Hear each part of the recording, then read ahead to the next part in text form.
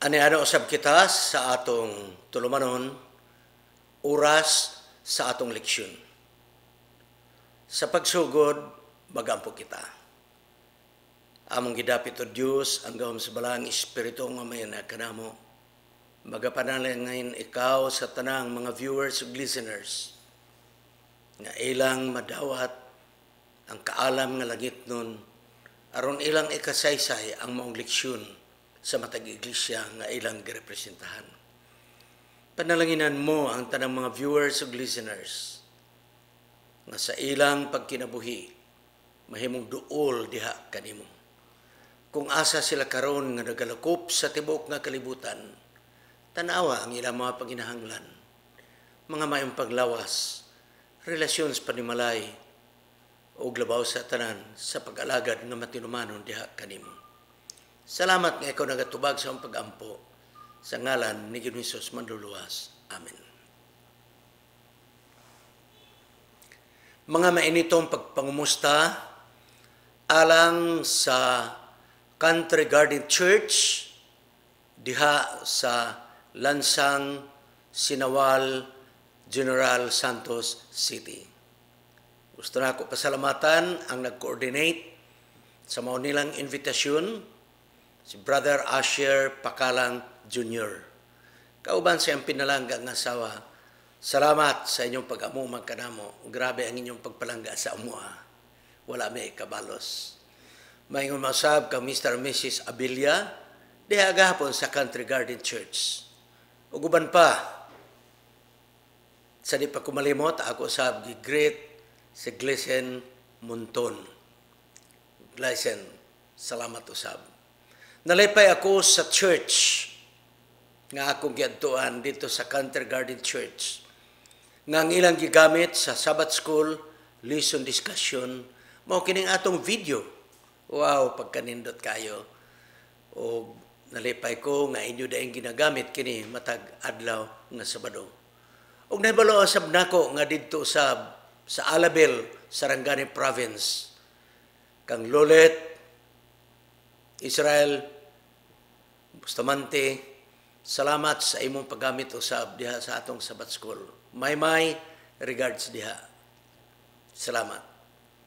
O gusto nako usab i-greet diha sa New Bucana, dapit sa Kalumpang, sa General Santos City. Salamat sa inyong pag-invite kanako ingon nga speaker sa Vesper Service. Akong pasalamatan si Edel o si Ipang Montero, ang walay paglubad nako nga mga parente. Salamat. Salamat. Dako gyud kaayo nga pagpasalamat diha kaninyo, Edel o Ipang.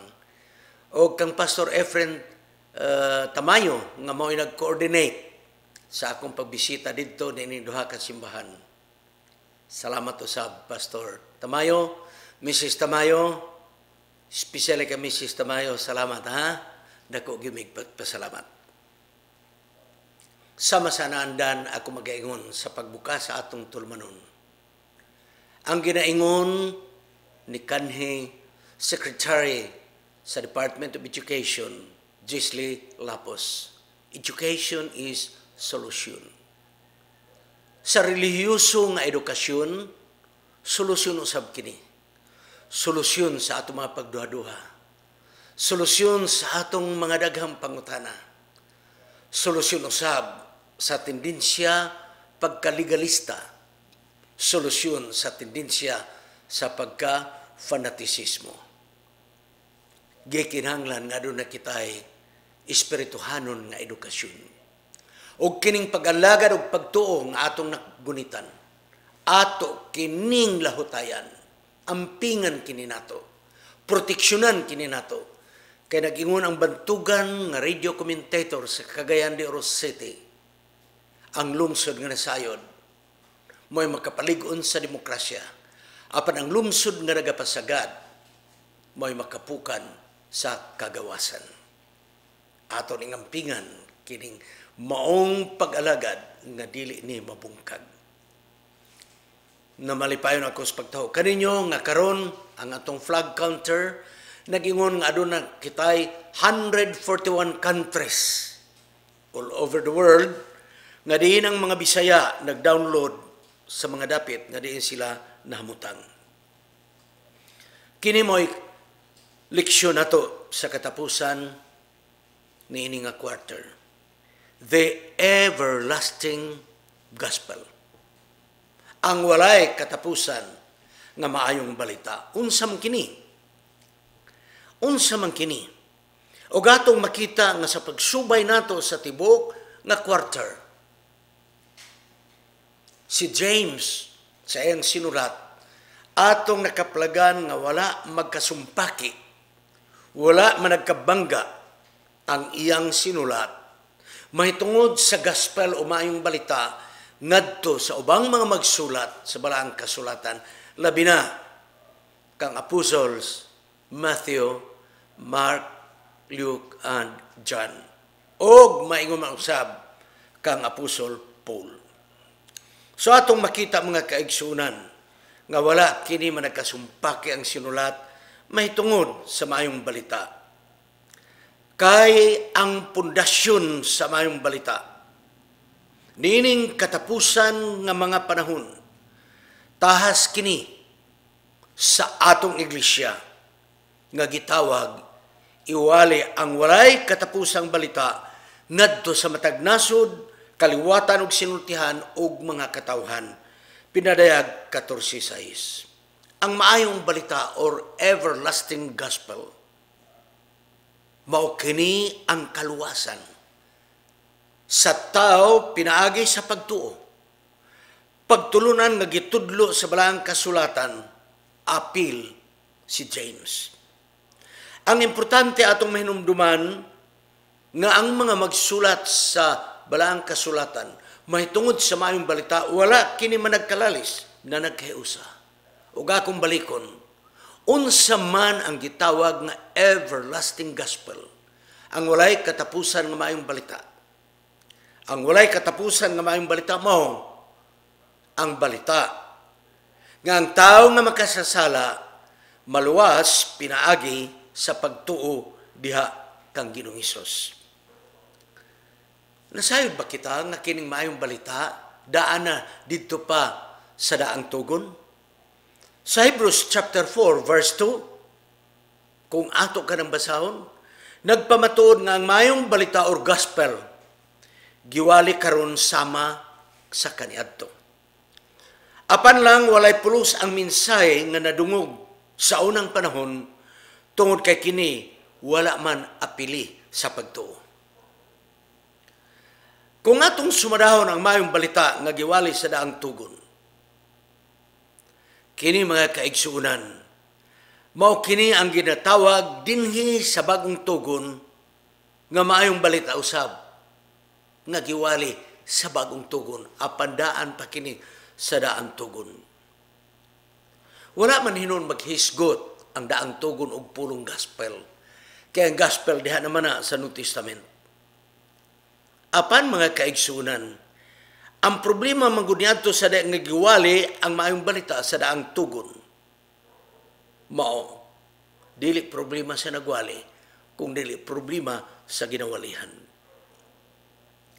Matag magwali magatuon sa Biblia ug angay natong itugyan ang atong kaugalingon ngadto sa balang espiritu aron magiyahan ang atong pagtuo diha sa pulong aron ikatudlo ikawali ang maong ginatawag gospel sa iyang katinuoran. Kung atong tanawon kining mga teksto mga kaigsunan, napasaylo ang tao sa sala nga diin ang kaaway sa sala nga mao si Hesus nagmatinugyanon sa pagtuman alang sa iyang tahas. Makita kini nato sa mga mosunod nga teksto nga kamo na lang ang magbasa nini. Genesis 3:15, Exodus 19:4 pengon sa 6, Salmo 130 versikulo 3 ug 4, ug Salmo 32 versikulo 1 ug 5, ug uban pa mga kaigsunan. Ang bagong pakigsaad lahi kay sa daan nga pakigsaad, tungod kay ang kasuguan sa bag-ong pakigsaad, gisulat man sa kasing-kasing sa tao. Unya ang sala, dili na pagahinumduman, sumala sa Hebreanon 8:12. Sa mubo nga pagkasulti, ang kapasaluan sa mga sala o ang bag-ong pagkatao giusa. Na bag-o ang tao, tungod kay gipasaylo ang sala. O ang pagkamatarong o pagkabalaan, mao ang solusyon sa Dios sa problema sa sala. Unsa man ang solusyon sa problema sa sala? Pagkabalaan, pagkamatarong. Mao ni ang solusyon. Busa simple kayo ang misayas tibok na Biblia. Nga taliwala sa sala, ang Dios na higugma kanato ug ang iyang gibuhat aron ang tanan maluwas gikan sa sala. Mao ni ang kapsul sa tibok na minsay sa maayong balita. Nga ang Dios taliwala sa atong pagkamakasala, nagpadayon siya sa paghigugma kanato aron lamang kita maluwas gikan sa sala. Ang maayong balita nga mao ang kaluwasan sa tao pinaagis pagtuo kang Ginoong Hesus, walay lain mao ang mensahe dia sa maayong balita, walay lain si Ginoong Hesus. Si Ginoong Hesus, mga kaigsunan. Nagsalig ang mga Israelano sa unang panahon nga ang ilang gibuhat, hunahunan nila okay na sila sa tubangan sa Dios. After all, nagabayad sila sa ginatawag temple tax. Dunay buhis sa templo, mga kaigsunan. Gawas halad o gikapulo, nagibuhis. Magbayad ang mga Israelhanon. Nagunaw na sila nga okay na ang ilang pagkinabuhi tungod kay nagalikay sila sa mahugaw nga pagkaon. Ilang ginapa-circumcise ang ilang anak nga lalaki. Nagbalaan sila sa mga fiesta ug adlong igpapahulay. Nagbantay sa sugo, sumala sa gitudo sa ilang magtutudlo. Hunang-una nila, okay na sila. Pero naong sa bagayod nga pagwali ni Juan Bautista, ang striking point siyang wali mauman, pag hinulsol kamo sa inyong mga sala, nakugang ang mga Israelhanon. Kamaayo namo sa among espirituhanong nga kahimtang sa atubangan sa Dios, kaya among nang gibuhat kini, among gibuhat kana, ngano nga amo man nga siya magpahinulsol man kanamo. Dayon midugang pagyud si Hesus nga nagingon, hangto dili kamo magpakatao pag-usab, dili kamo magkaambit sa ginharian nga walay katapusan. So, relax ang mga Israel sa unang panahon tungod kaalang kanila sa tubangan sa Dios, okay na sila. Tungod kailang gibantayan sa makuti nga pamaagi ang kasuguan sa Dios. Igpapahulay, super nila nga pagbalaan. Mga fiesta, ilan ang gibantayan, mga kaigsunan. Napulo ka sugo o guban pa. Gipa-circumcise ang ilang anak, mga kaigsunan nga lalaki. Apan nakugang sila tungod kay pagwali ni Juan Bautista na yun, paghinulsol ka mo. Pagwali ni Ginoong Hesus o pagsulti ni Ginoong Hesus kang Nicodemus na yun, gikinhan nga ka mo mataw pag-usab. Busa, diha mga kaigsunan. Gipakita ni Ginoong Hesus nga nagkinahanglan og unsay wala mabuhat sa Israelhanon. Og ang wala mabuhat sa Israelhanon, mao lamang nga sa ilang mga binuhatan, dili pagtuo mo'y nagapaluyo niini. Busa daw sama nga nagiyon si Ginoong Hesus, nagkinahanglan ka unsay wala diha nimo. Ang imong binuhatan dili paigo sa imong pagkamayo, nakulangan pa ikaw diha sa pagtuo. Sa sambingay sa Lucas Kapitulo 15, mahitog sa anak nga mausikon. Nawala ang anak nga mausikon, ug sa iyang pagbalik, iyang nakita ang gugma sa amahan nga bag-o lang nga iyang natagamtaman, nga iyang na-eksperyensyahan sa dayang may balik siya. Ang iyang garbo sa paglakaw niya nawala.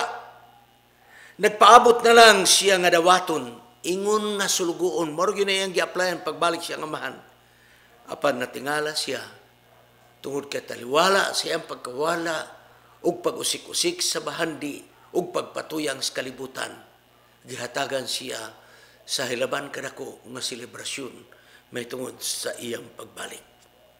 Lain pa nga sambingay, may tungod sa publikan, a sinner or a tax collector. Nagsalig sa iyang maayong binuhatan. Apan sa diya nga human sila nagampo, kauban ni ining publikan ug parisyo mga kaigsunan. Ang parisyo mo ay nagsalig sa iyang binuhatan. Huna-huna niya nga okay na gyud siya. Mapasigarbuhon siya nga niatubang sa Dios. Gani nagpasigarbo pa siya nga ako dili sama kanila. Makasala, mananapaw, limbungan. Apanahon sa manghitabo nga ang publikan o tax collector nga wa gyud laing gipasigarbo gawas ra gyud ang pagpukpok siyang dughan nga nagingon. Ginoo, makasasala ako, kaluya ako. O gabalang kasulatan ng gingon, kadtong nagaangkon sa iyang pagkamakasala nga maong publikan, migula sa templo nga pinasaylo. So dinhi atong makita mga kaigsunan, nga daan na ang mayong balita, gipadako, pinaagi sa mga sambingay. Kining duha ka mga sambingay ang anak nga mausikon ug ang publikan ug parisyo nga nagampo. Nagpakita sa tataw kayo ug klaro kayo nga ang atong Amahan sa Dios mao ang tigmatarong sa matag makasasala. Mao nga nagiingon si Hesus, ang akong dugo sa pakigsaad nga giula alang sa kapahisuluan sa mga sala. Diha sa kamatayon ng Hesus. Bus sa mga kaigsunan, si Hesus mao ang ginatawag gospel nga nahimong unod sa tao. Mianhi sa kalibutan, misulob sa unod sa tao. Kumusta man ang gitawag gospel ni Apostol Paul? Ato makaplagan mga kaigsunan nga nagayon si Paul sa iyang sinulat sa Galatians chapter 2:20. Anak sa Dios kinsa nahigugma kanako ug gihatag niya ang iyang kaugalingon alang kanako. Dinhi na realize ni Apostol Paul nga ang kaluwasan dili sa mahigpit nga iyang pagbantay sa iyang pagkaparisyo sa unang panahon, kundili ang gugmaragyod sa amahan, mao lamang ang makapabag-o sa iyang kinabuhi. Dili diay siya maluwas, pinaagi sa iyang mga pagpaninguha. Dili diay siya sulugoon sa Dios niadtong panahona sa wala pa siya babag-o. Huna-huna niya nga iyang pagpanglutos sa mga Kristohanon tungod kay siya sulugoon sa Dios. Apan tapos sa encounter ni Apostol Pablo, dalan paingon sa Jericho mga kaigsunan, nakaplagan nga dili di ay siya sulugoon sa Dios kung dili kaaway sa Dios. Dili di ay siya matarong kung dili punuan sa mga makasasala. Mao nga samtang siya nagasakay sa kabayo nga nagdala sa sulat sa mga high priest, otorisado siya nga mangluto sa mga Kristohanon. Gikilatan siya ug ang iyang mata gitaptapan sa daw himbis. Nahalap siya o nabuta mga kaigsunan. Kining maong himbis nga nipataptap sa iyang mga mata, mahimo ni nga atong hatagag kahulugan. Nga mauni ang himbis sa panatisismo, himbis sa pagkaligalista, munang buta siya, dili makakita sa kaluwasan. Sa 2 Corinto 6, kapitulo 3, versikulo 14, paingon si 16, naghisgot kini nga ang mata sa tao na taptapan sa tabil, was covered with a veil. O sa kini ka figure of speech. Nga ang tao nataptapan sa mong veil tungod kay sa daang pakigsaad ang ilang tuyo mao ra gayud ang pagbantay pagkamatinumanon nga walay elemento sa pagtuon. Unsa man kining veil nga nagtabon? Sa Hebreanon Kapitulo 10, 19 ug 20, si Hesus ang iyang unod nga tao, gitawag kini veil, mga kaigsunan. Dili diay lamang ang kahulugan sa veil o tabil o kortina, nga ang iyang function mo ang nag-divide sa sanctuary. Gikan sa balaan nga dapit, paingon sa labing balaan nga dapit, nga ang divider ni ini maong veil. Sa diha nga si Kristo misaka sa langit, ang Hebrano nagyon, He went into the place called within the veil. Nga buti pasabot, wala na nag-uwang, wala na nag-ali, kay ang unod sa tao, gilansang na sa krus, kauban ni Kristo, ug tungod sa iyang kamatayon, natangtang ang maong tabil, ug unya kita, may kagawasan na sa pagduol direkta sa iyang amahan, ug unya ang sige ni Jesus maong nagapangabugar kanato. Higala mga kaigsunan, ang gigamit sa Hebreanon nga gitawag nga veil, Hebreanon 10, 19 ug 20, mao ni ang nagatap-tap sa atong mga mata. Sumala sa 2 Corinto 3, 14 ug 16, nga mao kini ang nagatap-tap nga maong tabil nga di makita sa unang mga panahon ang planos kaluwasan pinaagi sa pagtuon. Simple kaayo ang planos kaluwasan. Roma Kapitulo 1, 16 ug 17, ang sinultian nga nagingon, ang matarong magkinabuhi diha sa pagtuo. The just shall live by faith, mga kaigsunan. Pinaagi kang Ginoong Hesus atong nadawat kining mosunod. 1. Katubsanan sa atong pagkabihag. Nga naman, kay gilukat kita sa Dios pinagis pagbayad sa silot sa sala. Ikaduha, gipakamatarong. Mao ni ang atong nadawat gikan sa kamatayon ni Hesus. Dili kita matarong sa atong pagkamao. Apan ang grasya sa Dios naghinlo kanato gikan sa atong mga sala. Ikatulo nga atong nadawat, kita gipasaylo. Iya kita gidawat balik sa iyang sabakan, ug ang atong sala dili na hinumduman, mga kaigsunan. Akong balikon ang tulong nga atong nadawat sa kamatayon ni Jesus. 1. Katubsanan sa atong pagkabihag. 2. Gipakamatarong gikan sa atong pagkarutan. 3. Gipasaylo ang atong masala nga dili na hinumduman.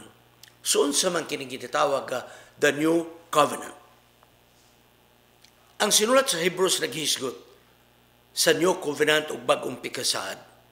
Nga matod pa sa Hebrews, mas maayo pa kining bag-ong pakigsaad kaysa daan nga pakigsaad kay adunay kakulangon. Walay problema ang daan nga pakigsaad. Ang problema mao ang gisaaran, mga kaigsunan. Unsa man ang problema sa daan nga pakigsaad? Hebreanon 7:19, Hebreanon 8:9, o Hebreanon Kapitulo 10, 1-4. Gusto na ko ipahaluna ni Mayo. Ang bag-ong pakigsaad o ang daang pakigsaad, dili kinibuti pasabot nga daang tugon o bag-ong tugon. Lahi kanang bag-ong tugon ug lahi kining daang tugon, mga kaigsunan. Sa Hebreanon 10:10 nagaingon, ang halad nga mananap dili makahinlo sa sala sa tao. Apan ang kamatayon lamang ni Hesus maong makahinlo. Unsa man katong gitawag daang pakigsaad. Ang daang pakigsaad mo ang mga Israelhanon misad nga sila mutuman sa kabubuton o kasuguan sa atong Diyos. O kini nga pakigsaad gisilyuhan sa dugo sa mananap. Pinaagi sa serbisyo sa sanktuaryo. Mao kini ang gingon nga ang bagong pakigsaad mas maayo kaysa daang pakigsaad. Nga naman, tungod kay nag-ingon si Apostol James mga kaigsunan, nga ang dugo sa mananap, Hebrano 10, Hebrano 9:15, dili makahinlo sa tao sa iyang sala. Kay kini simbolo lamang. Mao ni ang kahuyang kakulangon sa daang pakigsaad. Apan ang bagong pakigsaad, gisilyuhan kini sa dugo ni Ginoong Hesus mga kaigsunan. Okay? Ang kasuguan wala kini himuang nga hingpit apan nagdala kini sa mas maayo nga paglaom nga nagapaduol kanato sa Dios pinagi sa saad sa bago nga pakigsaad. Dili kahingpitan ang makaplagan sa tao sa pagtumas kasuguan. Apan ang kasuguan nagatudlo lamang kanato sa pagpangita sa manluluwas. Akong balikon, ang daang pakigsaad gisilyuhan sa dugo sa mananap. Diin kining dugo sa mananap, simbolo lamang kini og dili literal or legal nga makahinlo sa makasala.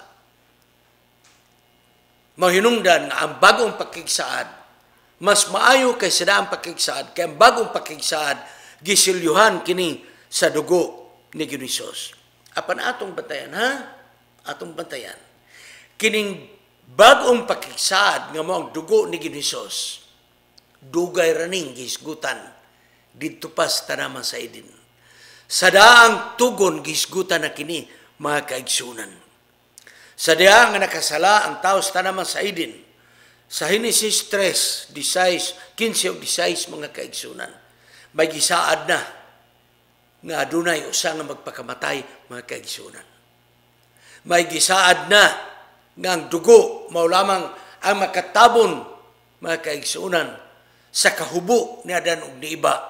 Mohinungdan nga panit sa mananap ang gihatag sa pagtabon ini. Busa kini bagong pakigsaad nga gisilyuhan sa dugo ni Ginoong Hesus, daanan gihisgutan kini didto pa sa tanaman sa idin.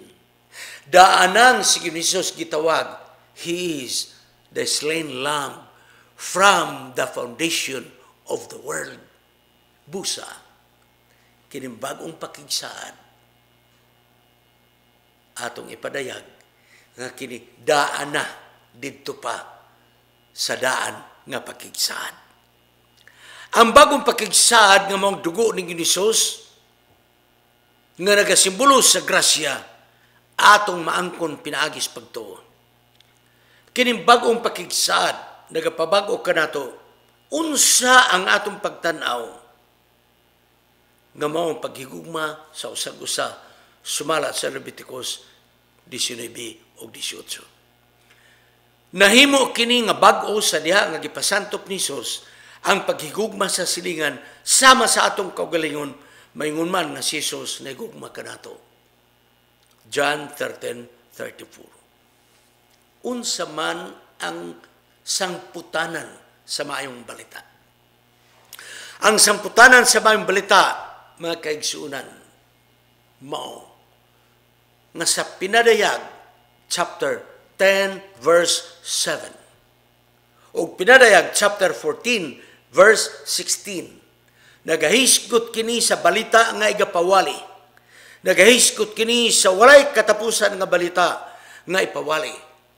Mao nga kini nga mga teksto importante kaayo alang kanato mga Adventista nga gitahasan kita sa Dios sa pagwali sa ginatawag everlasting gospel. Mao ni ang misyon sa atong iglesia. Ipawali ang walay katapusan nga balita. Nga kining balita nga walay katapusan, daan na didto sa daang tugon. Nidagan hangtod sa bagong tugon, maura gihapon ang gitawag gospel.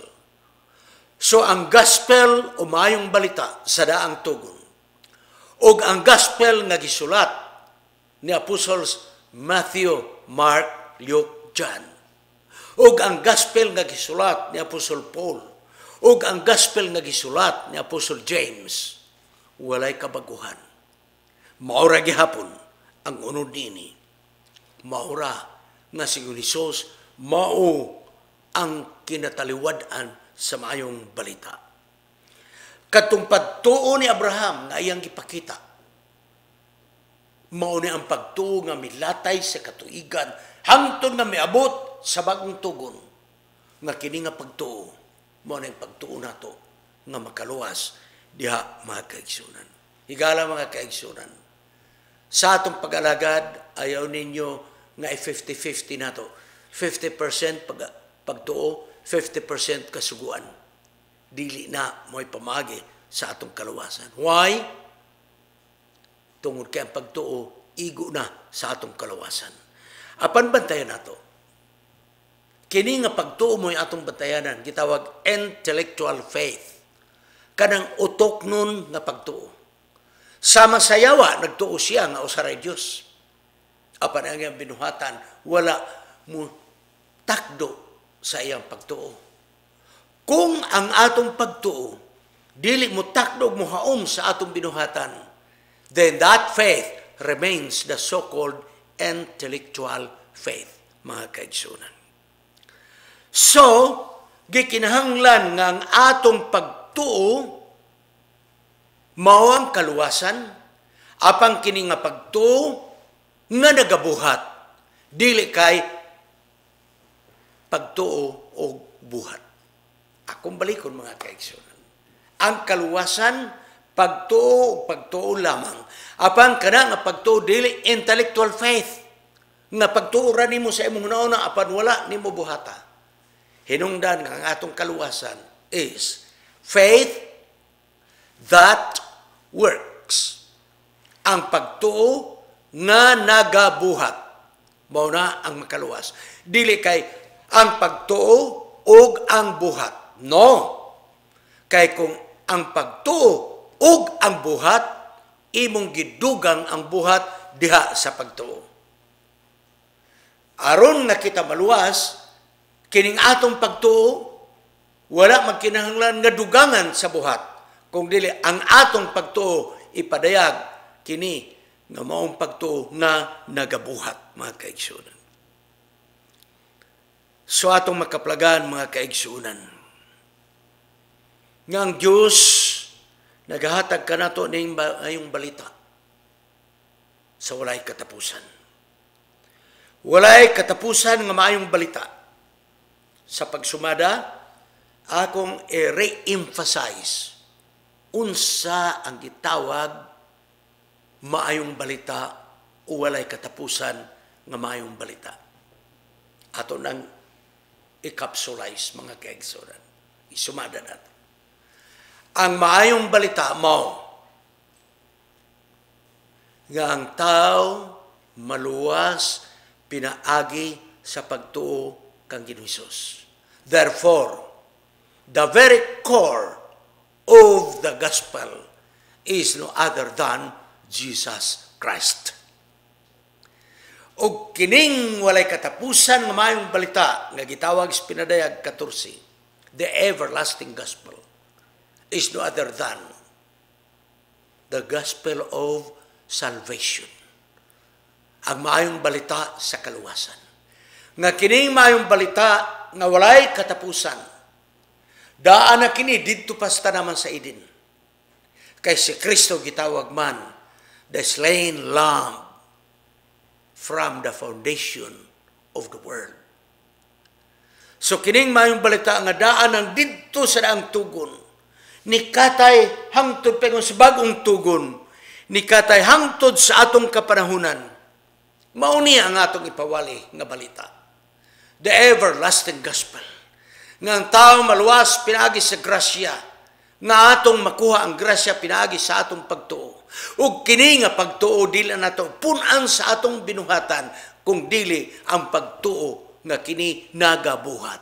Faith that works, mga kaigsunan. Sa katapusan, akong ihulagway kanino ang unod sa maayong balita. Nga ang tao maluwas ra gyud pinaagi sa pagtuo. Pinaagi sa sambingay sa anak nga mausikot.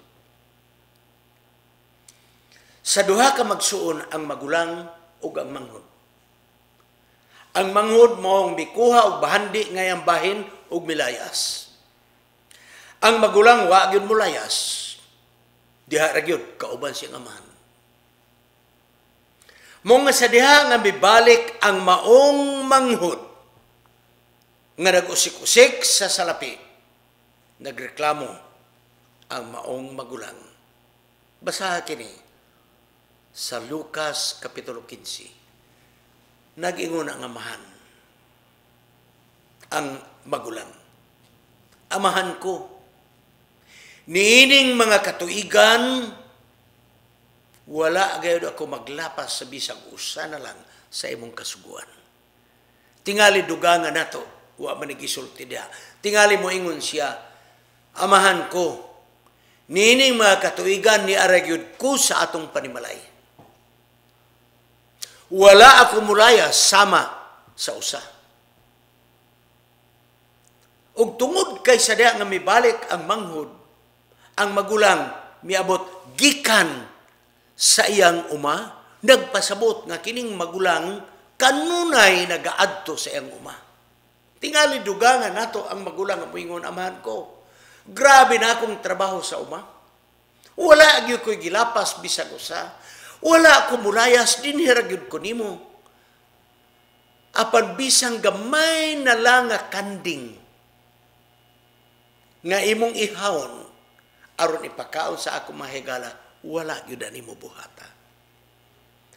Apan ni ay mibalik ang imong anak na unsa ba ni nga gihatagan man nimong dako nga fiesta. Ang pinatambok pag yun nga baka mo giihaw. Kuha na itong punto. Alang sa magulang, ang iyang relasyon sa iyang amahan, iyang makuha, pinaagi sa iyang maayong binuhatan. Pinaagi sa iyang pagkawa mulayas. Pinaagi sa wa siya mangayo og bahin. Pinaagi sa wa gyud gilapas bisag usa ka sugo. Una-una niya nga mao niyang maka-establisar sa iyang relasyon ngadto sa amahan. Dayon mibalik ang manghud. Ang magulang wa na magtawag nga akong igsuon kining mibalik. Apan mingon siya siyang amahan. Apan sa diha nga mibalik ang imong igsuon. Higala mga kaigsunan. Wala mulayas ang magulang. Wala mag-usik-usik og salapi. Nagmatinumanon sa trabaho sa uma. Wala gilapas nga kasuguan. Apan ang imong makita ang nakulang sa magulang mo ang gitawag brotherly love. Ang gugma alang sa iyang isig katawo. Niyay manghud, mikuha sa salapi. Giwaldas-waldas, giusik-usikan. Nahutdan og salapi, may balik. Bulingit. Hilabihang hugawa. Nagkagidlay. Miuli. Kaya iyan na lang gi-applyan mo nga mahimo na siyang sulugoon. Apan imo bang namatikdan ang amahan nga nagsimbolo sa atong amahan sa langit? No question asked, but the prodigal son was forgiven. No question asked, but the prodigal son was restored. No question asked, but the prodigal son was reconciled. Higala mga kaigsunan. Ang atong relasyon sa atong amahan maura gayon nga kita maghinulsol. Dili ta magsalig nining atong pagkamatinumanon, dili ta magsalig nining pagka-good boy nato sa atong mga sanis samas magulang. Kaya manghud ni Pauli, wa gyoy kapasigarbo. Walay maayong binuhatan nga iyang ikatag siyang amahan. Gusto na gani nga mahimo siyang sulugon. But outright mga kaigsunan, nagingon ang amahan, pagkuha mo og maayong nga bisti. Pagkuha mo og maayong nga sapatos. Pagkuha mo og family signet. Kanang family signet, sing-sing na nga naay simbolo sa ilang pamilya. Kining family signet mo kini ang simbolo nga siya napabalik na sa ilang panimalay. Ug sa katapusan ako mag-ingong kaninyo. Ang dako nga selebrasyon gisilyuhan sa pag-ihaw sa pinatambok nga marnana nga baka. Akong balikon. Ang pagpasiguli, ang pagpasaylo, gisilyuhan pinaagi sa pinatambok nga baka, giihaw mga kaigsunan. Ug ako mag-ingong kaninyo, in a sense, katong baka nga pinatambok, nagasimbolo kadto sa sakripisyo ni Ginoong nga pinaagis kamatayon, kitang tanan nga anak nga mausikon, no question asked, muduulan ta ni Ginoong, we are reconciled, we are forgiven, and we are fully restored. Hangtod sa sunod nga semana, kining inyong alagad sa S&S Media Ministry, si Pastor Wendell Munggaya Sirano. Mag-aimong kaninyo, ang Diyos makiguban kaninyo sa walay katapusan.